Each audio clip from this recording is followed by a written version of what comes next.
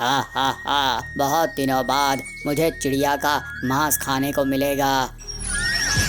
रामपुर के जंगल में सभी पक्षी खुशी खुशी रहा करते थे, लेकिन बबली चिड़िया हमेशा उदास रहती थी क्योंकि उसे कोई भी संतान नहीं थी। छोटे छोटे पक्षियों को देखकर उसके मन में आता था, इन छोटे छोटे बच्चों को देखकर कितना अच्छा लगता है, काश मेरे भी कोई संतान होती। पता नहीं देवी मुझसे क्यों रूठी हुई है। मैं उनसे आज प्रार्थना करूंगी कि मुझे भी वो संतान का सुख दें। जब तक वो मुझे वरदान नहीं देंगी तब तक मैं वहाँ से नहीं हटूंगी। ऐसा सोचकर बबली देवी माँ के पास जाती है। देवी माँ की मूर्ति के सामने बबली रोते हुए कहती है, हे देवी माँ, मुझे भी आशीर्वाद दो, मुझे भी कोई संतान हो। इतने साल हो गए मेरी शादी को, लेकिन मुझे अभी भी कोई अंडा नहीं हुआ है। मैं आपसे प्रार्थना करती हूँ। बहुत देर तक बबली देवी माँ के सामने प्रार्थना करती रहती है। थोड़ी देर बाद बबली वापस अपने घर आती है। कुछ दिनों बाद बबली को पता चलता है कि वो अंडे देने वाली है। बबली कहती है, हे देवी माँ, आपका बहुत बहुत धन्यवाद, आपने मेरी प्रार्थना स्वीकार कर ली। इसी तरह कुछ दिन बीत जाते हैं और बबली को इमली खाने की इच्छा होती है। फिर बबली इमली की तलाश में जंगल के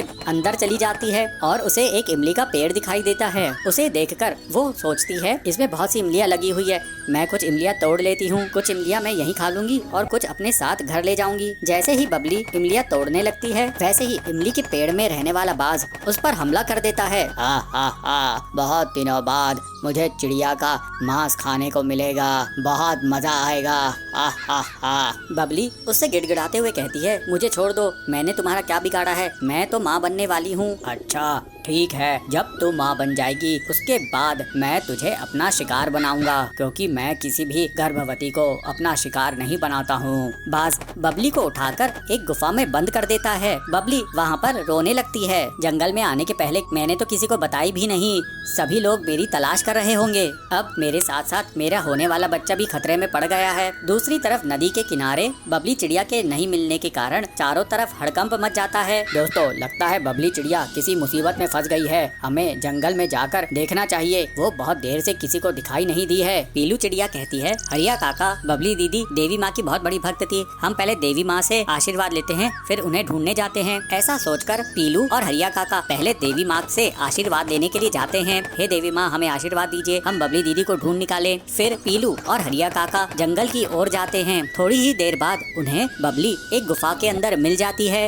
हरिया काका, पीलू चिड़िया, मुझे बाज ने कैद कर दिया था, मुझे उससे बचाओ। अरे बबली बहन, तुम चिंता मत करो, हम उस बाज के हाथ पैर तोड़ देंगे, उसको ऐसा सबक सिखाएंगे कि किसी को वो छू नहीं पाएगा। उसी समय वहाँ पर बाज आ जाता है और हरिया काका और पीलू अपनी समझदारी से उस बाज का मुकाबला करते हैं और उसकी पिटाई कर देते हैं। इस तरह से वे लोग बबली को बाज की कैद से आजाद करा लेते हैं और उसे सुरक्षित घर ले आते हैं। फिर पीलू चिड़िया की देख रेख में बबली एक अंडा देती है और उस अंडे से एक छोटी सी नन्ही सी बच्ची जन्म लेती है। पीलू बबली से कहती है, बबली बहन, देवी माँ की तुम पर बहुत कृपा है, तुम्हारी जान भी बच गई और तुम्हें एक अच्छी सी बच्ची भी हो गई। इस तरह से बबली खुशी खुशी अपनी बच्ची के साथ रहने लगती है। चंद्रा और सुशी दोनों बहुत अच्छे दोस्त थे। चंद्रा एक दिन अपनी दोस्त सुशी के घर आती है। घर के अंदर आते हुए अपनी दोस्त को बुलाती है, अरे ओ सुशी, क्या कर रही हो? सुशी अंदर से आते हुए, अरे चंद्रा, तुम आओ ना, बहुत दिनों के बाद दर्शन दिए। अरे मैं कोई भगवान हूँ जो दर्शन दूंगी? अरे मैंने कब ऐसे कहा? तो फिर कैसे कहा? अरे बस भी करो ना यार। अरे मैं तो चुप ही हूँ ना। अरे तुम बदलोगी नहीं? अरे मैं तो ऐसी ही हूँ ना, तुम ही बता दो कैसे बदलना है। अरे चुप करो यार, तुम्हें लगता है कि तुम्हारी बेतुकी बातों से हंसी आएगी? तो क्या फिर रोना आएगा? अरे यार, मैं जाऊंगी यहाँ से, मेरे से तुम्हारी बातें सुनना नहीं होगा। ऐसे कहते हुए बस अब उठ के जाने वाली थी तो चंद्रा बोलती है, अरे बस करो ना यार, मैं तो मजाक कर रही थी, बैठ भी जाओ। हाँ अब बोलो। अरे क्या बोलूं? अरे घर में बैठ के बहुत बोर हो रही हूँ यार। बोर हो रही हो तो फिर मोटर उतार दो, पानी बाहर आएगा। क्या अब तुम शुरू कर दोगी? तो क्या समझी, सिर्फ तुम्हें ही डायलॉग मारने आता है? हमें भी आता है। तो फिर ठीक है, तुम भी डायलॉग मत मारो, मैं भी नहीं मारूंगी। मगर तो फिर क्या, ऐसे क्यों गैप दे रही हो? अरे गैप मैंने नहीं दिया यार, गैप आ गया। चलो कोई बात नहीं, ऐसे ही टहलते हुए जाके पॉन्ड में जाके फिशिंग करते हैं। क्या मछली पकड़ना तुम्हें आता है क्या? अरे वो क्या बड़ी ब्रह्म विद्या है, उसमें क्या बड़ी बात है, किनारे पे बैठ के पासा फेंक दिया तो हो गया। क्या फिशिंग इतनी इजी है? अरे धरती पे ऐसा कोई काम नहीं है जो नहीं कर सकते। ओ बस बस बस, फिल्म की डायलॉग नहीं चाहिए, अगर तुम्हें आता है तो फिर चलो। अरे मुझे भी नहीं आता है, मगर ट्राई तो कर सकते हैं ना। ठीक है चलो, मगर तुम मछली पकड़ के करोगी क्या? हाँ, मार्केट में जाके बेचूंगी। क्या तुम भी? चलो कोई बात नहीं, आप मसाला वसाला सब लेके आना, वहीं पे बैठ के हम मसाला उसको लगा के उसको फ्राई करके खा जाएंगे। अच्छा तो फिर चलो। ऐसे ही बात करते करते दोनों फांसे को लेके वहाँ से पॉन्ड के पास आते हैं। अरे चंद्रा, हमने फांसे तो लाए, मगर केंचुए कहाँ है? केंचुए?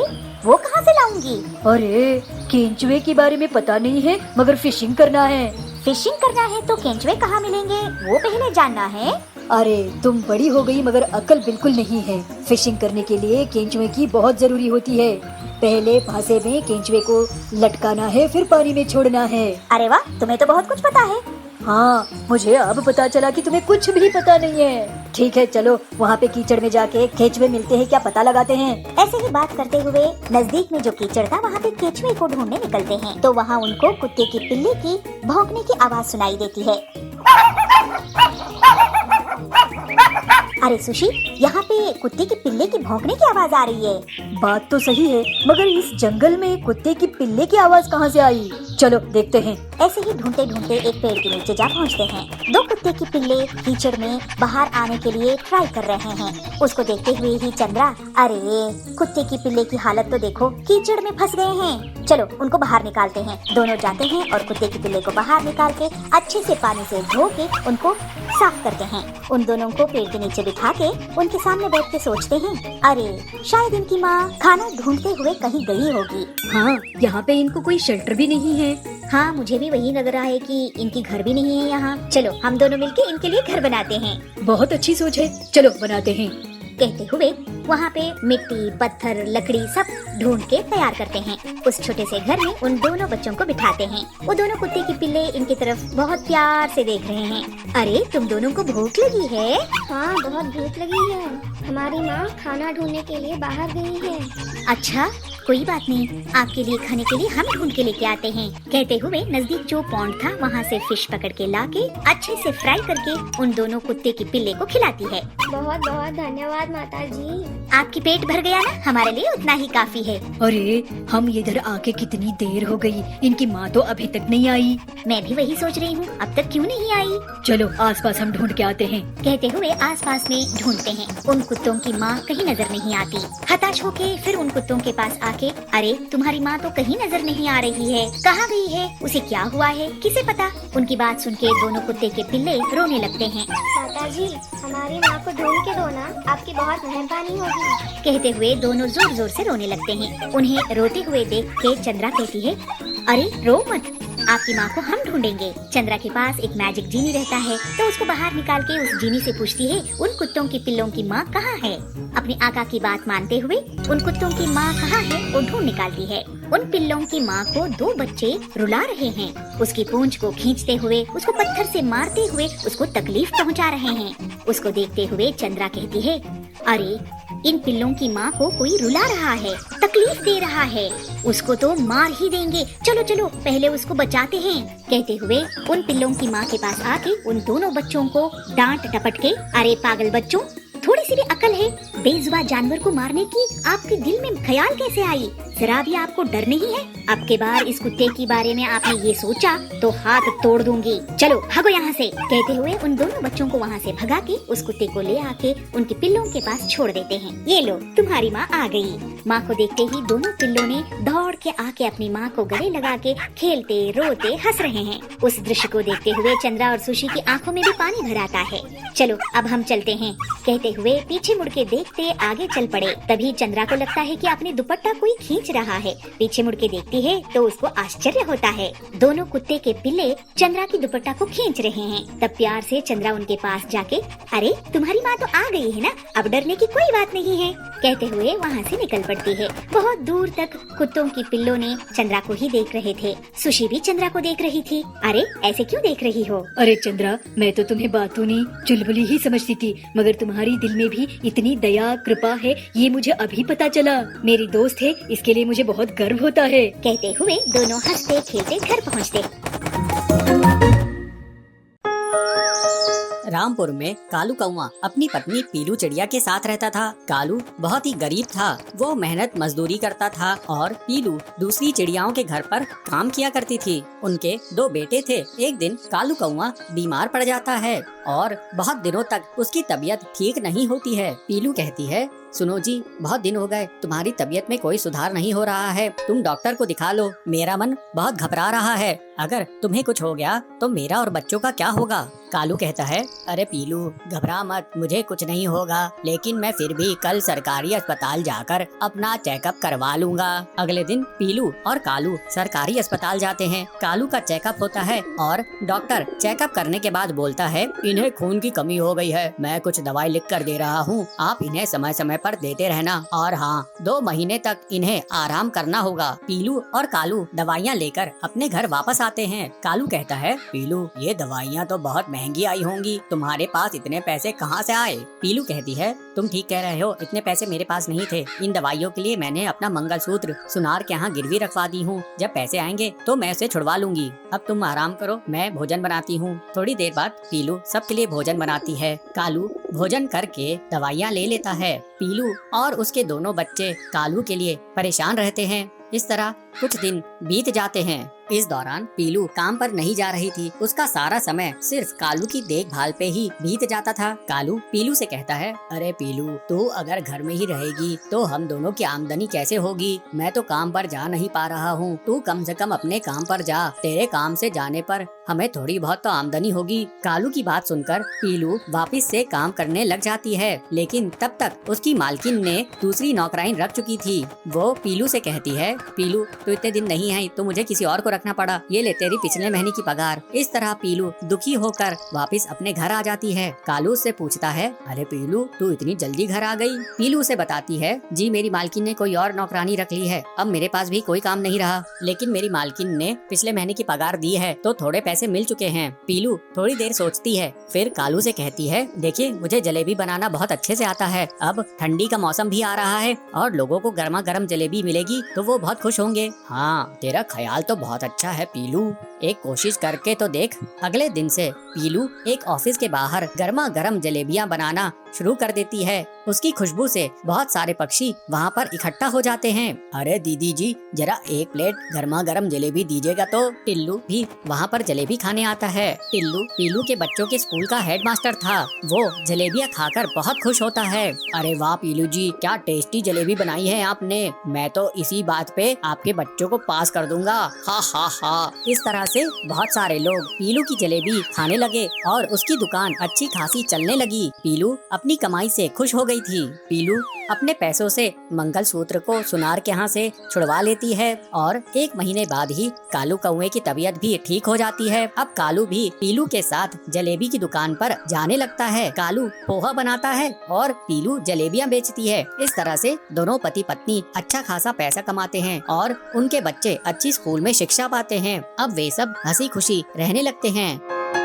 सुंदर वन में पीलू चिड़िया अपने पति बबलू और अपनी सास के साथ रहा करती थी। पीलू और बबलू एक छोटी सी जमीन पर सब्जी उगाया करते थे और फिर बबलू उन सब्जियों को बाजार ले जाकर बेचता था। एक दिन पीलू चिड़िया अपनी सास के साथ सब्जियां तोड़ने के लिए गई थी। अरे वाह बहू, इस साल तो सब्जी की फसल बहुत अच्छी हुई है। हाँ माँ जी, मैंने और इन्होंने बहुत मेहनत की है, तब जाकर ऐसी फसल हुई है। इस बार इतनी सब्जी हुई है कि इन्हें बेचकर हमारे सारे कर्ज उतर जाएंगे। ये सुनकर उसकी सास बहुत खुश होती है। चल पीलू, जल्दी से हम सब्जियों को तोड़ लेते हैं, पता नहीं कब बारिश हो जाए। सास और बहू जब सब्जियां तोड़ रही होती हैं तो बहुत जोर से बारिश होने लगती है। माँ जी जल्दी चलिए, बहुत जोर की बारिश होगी, बहुत जोर की बारिश हो रही है। हाँ बहू जल्दी चल, बारिश तेज हो रही है, हम नहीं तो हम बीमार पड़ जाएंगे, भीगेंगे तो बीमार पड़ जाएंगे। जब बारिश रुक जाएगी तब आकर बची हुई सब्जियों को तोड़ लेंगे। घर आकर वो दोनों बारिश रुकने का इंतजार करने लगती हैं। इस बारिश को भी अभी आना था, अगर बारिश नहीं रुकी तो हमारी सारी मेहनत बर्बाद हो जाएगी। ऐसी अशुभ बात मत कर बहू, चल जा अब तू भोजन बना, बबलू आता ही होगा। सुबह से रात हो जाती है लेकिन बारिश रुकने का नाम ही नहीं लेती और थोड़ी देर बाद बबलू भी सब्जी बेचकर घर वापस आ जाता है। आप और पीलू सब्जियां तोड़ने गई थी, सारी सब्जियां तोड़ ली ना? कम से कम इस बारिश में वो सब्जियां खराब तो नहीं होंगी? अरे कहाँ बेटा, जैसे ही हम सब्जी तोड़ने लगे बहुत जोर की बारिश होने लगी, पूरी सब्जियां हम नहीं तोड़ पाए। हे भगवान, अगर ये बारिश नहीं रुकी तो कल मैं क्या बेचने जाऊंगा? इतनी बारिश में तो सारी सब्जियां सड़ जाएंगी। बेटा अब चिंता करने से क्या होगा, जो किस्मत में लिखा है वही होगा, उसे कौन बदल सकता है। माँ जी सही कह रही है, आप खाना खाकर सो जाइए, कल की कल देखेंगे। लेकिन बारिश रुकती नहीं, अगले दिन भी मूसलाधार बारिश होती है और उनका खेत पानी से भर जाता है। इस तरह से बबलू की सब्जी की दुकान बंद हो जाती है। ये सब देखकर कालू कौआ मन ही मन बहुत ही खुश हो रहा था। कालू बबलू का पड़ोसी था। वो बबलू की दुकान के बगल में ही अपनी सब्जी का ठेला लगाता था। अरे बबलू, ऐसा क्या हुआ जो तूने सब्जी बेचना बंद कर दिया? क्या बताऊं, मेरी सारी सब्जियां बारिश के कारण खराब हो गई। इस तरह बहुत सारे दिन गुजर जाते हैं। देखिए जी, हमारे खेत में अभी भी पानी भरा हुआ है, क्यों ना हम तरबूज के कुछ बीज पानी में डाल दें। तरबूज को पानी चाहिए होता है, हमारे खेत में पानी वैसे भी भरा हुआ है और वैसे भी आजकल बाजार में तरबूज की बहुत डिमांड है। भगवान की दया से अगर हमारी तरबूज की फसल हो गई तो हमारी सब्जियों के नुकसान की भरपाई हो जाएगी। लेकिन पीलू, तरबूज उगाने के लिए हमारे पास तरबूज के बीज भी तो होने चाहिए और हमारे पास तो तरबूज के बीज है ही नहीं। उसकी चिंता आप मत कीजिए माँ जी, मेरे पास बहुत सारे तरबूज के बीज हैं। ये देखिए मेरे पास कितने सारे तरबूज के बीज हैं। दोनों सास बहुएं अपने खेत में तरबूज के बीज बिखेर देते हैं और जल्द ही उनके यहाँ तरबूज उगाते हैं और कुछ दिनों बाद वे तरबूज पक जाते हैं। पीलू उन पके हुए तरबूजों को तोड़ लेती है और ये लीजिए जी, पके हुए लाल मीठे तरबूज, इन्हें ले जाकर आप अपनी दुकान में बेच दीजिए। देखना आज आपकी दुकान पर ग्राहकों की भीड़ लग जाएगी। बंटी तरबूज लेकर अपनी दुकान चला जाता है और बंटी के तरबूज धड़ाधड़ बिकने लगते हैं। सिर्फ कुछ ही मिनटों में पूरे तरबूज बिक जाते हैं। बबलू खुशी खुशी घर वापस आता है। देखो माँ, मुझे तरबूज बेचकर कितना मुनाफा हुआ। इन पैसों पर सिर्फ बहू का अधिकार है। हाँ माँ, तुम सही कह रही हो। बबलू वो पैसा पीलू को दे देता है। अब पीलू और बबलू अपने खेत में तरबूज की फसल उगाने लगे और खुशी खुशी अपनी जिंदगी बिताने लगे। राजकुमार सिद्धार्थ गौतम बुद्ध बनने के बाद लोक संचार के लिए निकल पड़ते हैं और जगह जगह घूमकर लोगों को उपदेश दिया करते हैं और अच्छे विचारों को बांटा करते थे। वे लोगों के जीवन के दुखों को दूर किया करते थे और उनकी बातों को सुनकर लोग बहुत खुश भी हो जाया करते थे, इसलिए लोग उन्हें बहुत पसंद भी करते थे। लेकिन कुछ ऐसे भी लोग थे जो गौतम बुद्ध से ईर्ष्या करते थे। एक बार गौतम बुद्ध अपने शिष्यों के साथ भ्रमण कर रहे थे कि तभी एक व्यक्ति उनके पास आया और उन्हें उल्टा सीधा गालियां देने लगा और उन्हें ढोंगी बताया। यह सब सुन लेने के बाद भी महात्मा बुद्ध ने कोई प्रतिक्रिया नहीं दी। वे शांत रहे और चुपचाप अपने उपदेश पे जुट गए। ऐसे में उस व्यक्ति ने फिर से गौतम बुद्ध को उल्टी सीधी गालियां दी और उनके पूर्वजों के बारे में भला बुरा कहने लगा, लेकिन फिर भी महात्मा बुद्ध शांत बैठे थे। यह सब देखकर उनके शिष्य और आसपास मौजूद लोग अचरज में पड़ गए और सोचा कि महात्मा बुद्ध उस व्यक्ति को क्यों जवाब नहीं दे रहे हैं। कुछ देर बाद वह व्यक्ति अपने आप ही शांत हो गया। उसके शांत हो जाने के बाद बुद्ध ने कहा, अगर कोई हमें तोहफा देता है तो ये हमारे ऊपर है कि उसे हम लेते हैं या नहीं लेते हैं। अगर हम उसे अपना लेते हैं तो वो हमारे पास आ जाता है, वही अगर हम उसे नहीं अपनाते तो वह उसी व्यक्ति के पास चला जाता है जिसने वह तोहफा दिया था। उसी प्रकार इस व्यक्ति द्वारा दिया गया अपशब्द स्वीकार करना या ना करना मेरे ऊपर है। हमें कभी भी तुरंत प्रतिक्रिया नहीं देनी चाहिए। हमें हमेशा शांत होकर सही या गलत के बारे में विचार करके प्रतिक्रिया देनी चाहिए। इससे बुरी से बुरी बातें टल जाती हैं और मुसीबतों से छुटकारा भी मिलता है। बुद्ध की यह सब बातें सुन लेने के बाद वह व्यक्ति शर्मिंदा हो गया और तुरंत बुद्ध के चरणों में गिर गया और उनसे माफी मांगने लगा। गौतम बुद्ध उसे माफ किया और फिर आगे बढ़ चले। जिंदगी हमें सब कुछ देती है, कुछ भी स्वीकार करना या ना करना यह हमारा पसंद और नापसंद पे है। हमें जीवन के लिए अच्छी चीजों को स्वीकार करना चाहिए, ऐसी चीजों को अस्वीकार भी करना चाहिए जो हमारे जीवन के लिए अच्छी नहीं है। और यह भी है कि दूसरों द्वारा किया गया अपमान सच में हमारा अपमान होता है। आप अपमानित तब होते हैं जब आप अपनी प्रतिक्रिया देते हैं। अगर आपका कोई अपमान करे तो उसे आप एक अच्छी प्रतिक्रिया दीजिए। ऐसे करने से आपका अपमान नहीं होगा, लेकिन अगर आप बुरी प्रतिक्रिया दोगे तो जरूर आपका अपमान होगा। इसीलिए कोई भी प्रतिक्रिया देने से पहले 2 बार जरूर सोच लीजिए। नाचो खुशी से, बारिश आ गई, अब स्कूल जाने में बहुत मजा आएगा।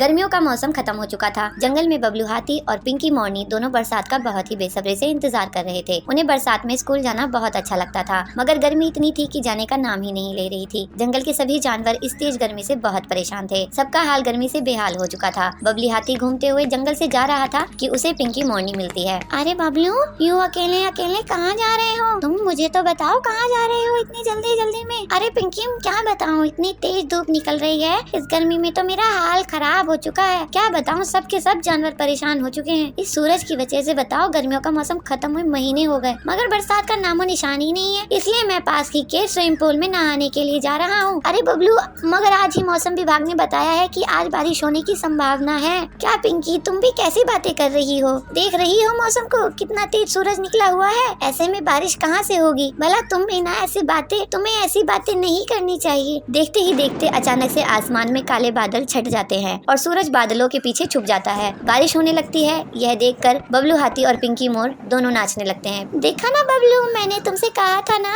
आज बारिश जरूर होगी। ये ओए, नाचो खुशी से, बारिश आ गई। अब स्कूल जाने में बहुत मजा आएगा। चलो बबलू, सभी दोस्तों के साथ चलकर मस्ती करते हैं बारिश में। हाँ ठीक है पिंकी, चलो। दोनों भागते हुए अपने दोस्तों के पास जाते हैं और उनके साथ पूरे जंगल में नाचते हैं और धूम मचाते हैं। सभी जानवर बहुत खुश थे कि बारिश हो रही है। सभी जानवर भी उन्हीं के साथ झूमने लगे और नाचने गाने लगे। अगले दिन से सभी बच्चे स्कूल जाते समय अपने अपने साथ छाता लेकर जाने लगे। पिंकी, देखो मेरा छाता कितना अच्छा है ना, इसमें कितने सारे रंग हैं और इस बारिश में कितना अच्छा लग रहा है। पता है पिंकी, ये छाता मेरे मामा लाए थे लंदन से मेरे लिए। हाँ बबलू, ये सच में तो बहुत अच्छा छाता है। तुम्हारे मामा ने सच में तुम्हें बहुत अच्छा गिफ्ट दिया है। सभी बच्चे एक दूसरे के छाते की तारीफ करने लगते हैं और नाचते गाते हुए स्कूल जाते और स्कूल से आते दिन बहुत ही मस्ती से बीत रहे थे। मोर, हाथी, भालू, लोमड़ी सभी बच्चे नाचते हुए स्कूल जाते। बबलू जब अपने घर जाता है तो उसकी माँ उससे कहती है, बेटा बबलू, तुम्हें बारिश में ऐसे नहीं घूमना चाहिए, ऐसे मस्ती नहीं करनी चाहिए, वरना तुम बीमार हो जाओगे और फिर डॉक्टर तुम्हें इंजेक्शन लगाएंगे। पर माँ, मुझे बारिश में मस्ती करना अच्छा लगता है। मेरे सभी दोस्त भी तो कितनी मस्ती करते हैं। अच्छा ठीक है बेटा, मगर ज्यादा देर पानी में मत खेला करो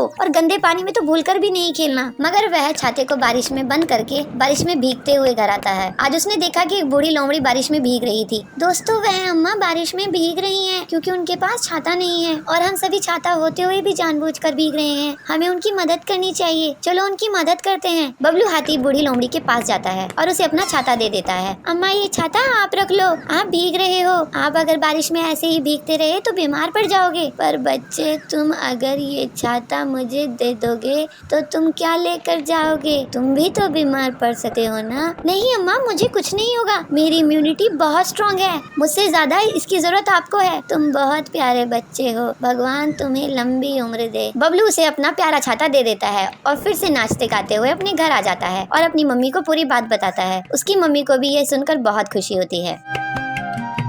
बड़े बड़े तरबूजों को देखकर पूरा परिवार बहुत खुश होता है और उन्हें टिल्लू बाजार में बेचने लगता है। तरबूज बेचने से टिल्लू की बहुत अच्छी कमाई होती है।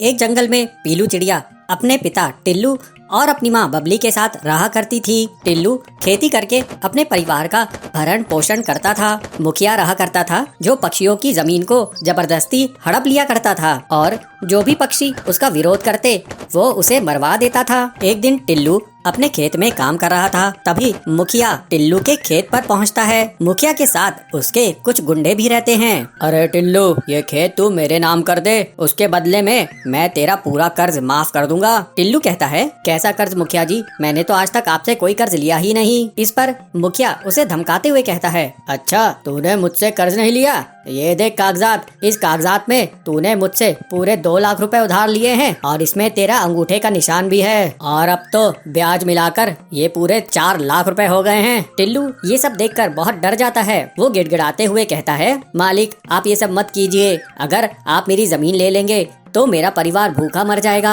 देख टिल्लू, मैं तुझे अभी बहुत अच्छे से समझा रहा हूँ, अगर तू मेरी बात नहीं माना तो फिर तू जानता है अंजाम क्या होगा। इन गुंडों को देख रहा है ना, ये तुझे ऊपर पहुँचा देंगे। इस तरह डराने धमकाने से टिल्लू मुखिया का सामना नहीं कर पाता है और वो डर के मारे उसको अपना खेत दे देता है। टिल्लू उदास मन से घर आता है। बबली उसे कहती है, क्या बात है जी, आज आपकी तबीयत ठीक नहीं लग रही है। अरे बबली, सब बर्बाद हो गया। आज मुखिया खेत पर आए थे, उन्होंने फर्जी कागजात बनाए कि मैंने उनसे कर्ज लिया था, जबकि मैंने उनसे कोई भी कर्ज नहीं लिया था। अब डरा धमकाकर उन्होंने मेरी जमीन हड़प ली है। पीलू अपने पिता से कहती है, पिताजी आप मेरे साथ मुखिया के घर चलिए, मैं उससे अपना खेत वापस लेके ही आऊंगी। फिर टिल्लू पीलू के साथ मुखिया के घर चला जाता है। पीलू गुस्से में मुखिया से कहती है, बदमाश मुखिया जी, आपकी हिम्मत कैसे हुई मेरे पिताजी से खेत हड़पने की, अब उसे तुरंत वापस कीजिए। मुखिया कहता है, टिल्लू तेरी बेटी तो बहुत सुंदर दिखती है, गुस्से में तो ये और भी अच्छी लगती है। एक काम कर, तू मेरी इससे शादी करा दे,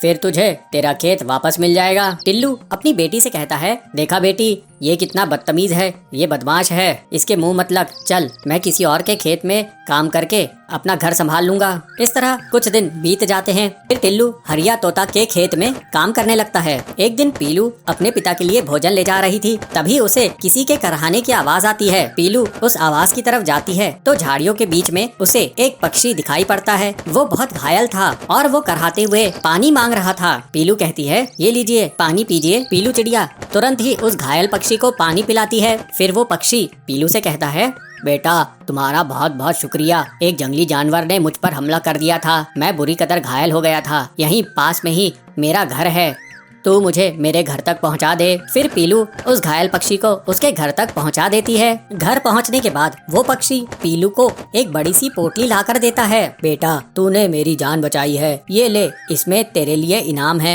बेटी ये कोई साधारण इनाम नहीं है, ये तरबूज के जादुई बीज हैं, इन्हें तू अपने आंगन में बिखेर देना, फिर देखना चमत्कार। फिर पीलू घर आकर उन चमत्कारी बीजों को अपने आंगन में बो देती है। टिल्लू उसे देखकर कहता है, अरे पीलू ये तू क्या कर रही है? पीलू कहती है, पिताजी ये तरबूज के जादुई बीज हैं, मैंने एक पक्षी की मदद की, मैंने उसे घर छोड़ा तो उसने मुझे ये तरबूज के जादुई बीज दिए, जिसे मैं अब अपने आंगन में बो रही हूँ। कुछ ही दिनों में पीलू के आंगन में तरबूज उगाते हैं, वे बहुत ही बड़े रहते हैं। बड़े बड़े तरबूजों को देखकर पूरा परिवार बहुत खुश होता है और उन्हें टिल्लू बाजार में बेचने लगता है। तरबूज बेचने से टिल्लू की बहुत अच्छी कमाई होती है। इसके बाद से टिल्लू और उसका परिवार खुशी खुशी रहने लगते हैं। एक जंगल में एक हरा भरा आम का पेड़ था। आम के पेड़ पर संगीत नाम की एक कोयल रहती थी। उसने बहुत सुंदर घोंसला बनाया हुआ था, जिसमें उसके छोटे छोटे बच्चों के साथ वो रहती थी। छोटे होने के कारण वो बच्चे अभी उड़ना सीख ही रहे थे, तो संगीत उनके लिए खुद वो खाना ढूंढ कर लाकर अपनी चोंच से प्यार से खिलाती थी। एक दिन जोरों शोरों से बरसात शुरू हो गई, बिजली गरज रही है, बारिश हो रही है। तभी संगीत के बच्चों को जोर से भूख लगने लगी। माँ भूख लगी है माँ। अरे बच्चों मैं कुछ न कुछ इंतजाम करती हूँ। देखते ही देखते बच्चे जोर जोर से चिल्ला के रोने लगे। एक बच्चे को देख के दूसरा बच्चा रोने लगा। माँ माँ मुझे भी भूख लग रही है माँ, कुछ न कुछ तो दो ना। संगीत को बहुत चिंता हुई। अपने बच्चों को रोते हुए संगीत को नहीं देखा जा रहा था। वह उन सबको चुप कराने की कोशिश कर रही थी, किंतु बच्चे भूख से तड़प रहे थे। माँ देखो ना, कल का कुछ भी हो चलेगा, मैं खा लूंगी। इस बात से संगीत उदास होने लगी, क्योंकि घर में कुछ नहीं था। संगीत सोच में पड़ गई, अरे इतनी जोर बारिश हो रही है, मैं खाना कहाँ से लाऊंगी? मगर मैं खाना नहीं लाई तो बच्चों को भूखा शांत कैसे कर पाऊंगी? ऐसे मन में अपने हिसाब किताब लगा रही है और सोच रही है। काफी सोचने के बाद संगीत ने एक लंबी उड़ान भरी और पंडित जी के घर आ पहुंची। पंडित जी ने प्रसाद में मिले चावल, दाल, फल, सब्जी सब सूखने के लिए आंगन में रखा हुआ था। कोयल ने उसको देखा, अरे यहाँ पे तो काफी सारा भोजन है, मैं अपने बच्चों को जरूर पेट भर खिला सकती हूँ। यह सोचते हुए बच्चों के लिए अपने मुंह में संगीत ने ढेर सारा चावल लिया और पैरों से एक फल भी ले लिया और झटपट वहाँ से उड़ गई। भीगी भागी सी जैसे ही वो घोंसले में पहुँचती है तो सभी बच्चे एक साथ पूछते हैं, माँ आप भीग गए हो? माँ मुझे ना भूख नहीं है, आप बरसात में मत जाओ। बच्चों की बात सुनते हुए संगीत की आंखों में भी पानी आ जाता है और अपने पंख को झटकाते हुए बोलती है, अरे मैं माँ हूँ, मुझे कुछ नहीं होगा, आपका पेट भर जाए, इससे ज्यादा मुझे क्या चाहिए? ऐसे कहते हुए सभी बच्चों को प्यार से अपने मुंह में जो दाना लाई थी उसको खिलाती है और फल भी काट काट के वो भी देती है। फल और दाने खा के बच्चों का पेट भर गया। वह सब चुप हो गए और आपस में खेलने लगे। संसार में माँ की ममता का कोई जोड़ नहीं है। अपनी जान की पत्ती में डालकर भी माँ अपने बच्चों की पेट भरती है और उसकी भलाई चाहती है।